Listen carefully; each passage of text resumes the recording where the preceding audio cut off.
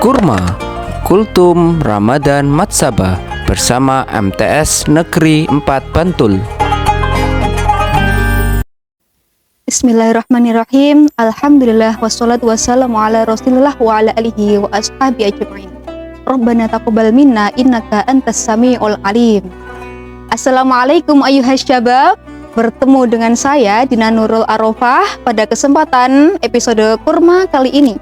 Di kesempatan ini saya akan menceritakan sebuah hikayat atau kisah, yaitu seorang raja besar yang beliau ini konon dikatakan mampu menaklukkan negara-negara dari semenanjung timur sampai semenanjung barat. Siapa ya dia? Jadi beliau ini tidak lain dan tidak bukan adalah Iskandar Zulkarnain. Nah, dalam sebuah ayat Al-Quran ini juga disampaikan sebuah ayat, wa yas'alunaka 'anil qarnain, dan akan bertanya padamu Muhammad, siapakah Zulkarnain itu? Nah, jadi siapa sih sebenarnya Zulkarnain ini? Secara bahasa, Zulkarnain ini memiliki arti dua tanduk, yaitu orang memiliki dua tanduk. Nah, ada berbagai perbedaan pendapat di antara para ulama.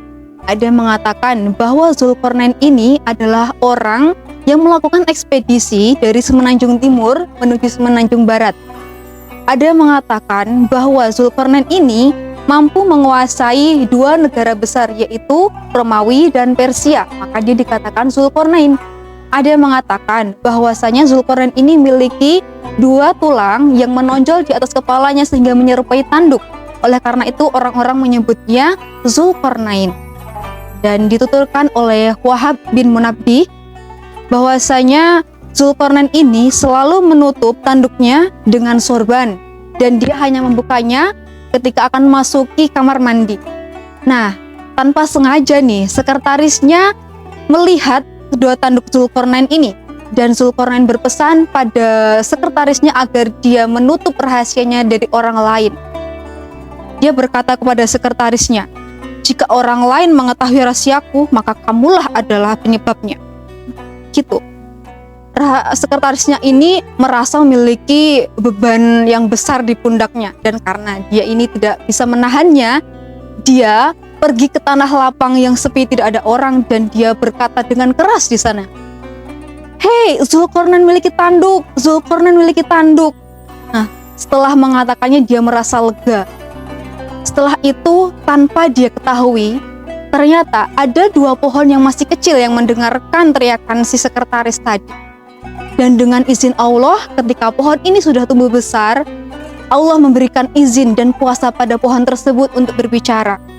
Zulkarnain memiliki tanduk, Zulkarnain memiliki tanduk. Nah, dengan begitu, saat orang-orang melewati pohon tersebut, maka mereka semua mengetahui rahasia Zulkarnain. Ini pasti biang kerok si sekretaris tadi. Batin Zulkarnain. Wallahu a'lam. Begitulah kisah mengapa Iskandar tersebut memiliki julukan Zulkarnain. Diriwayatkan lagi oleh Wahab bin Munabbih bahwasanya Zulkarnain ini diberi perintah oleh Allah Subhanahu wa taala untuk melaksanakan ekspedisi dakwah.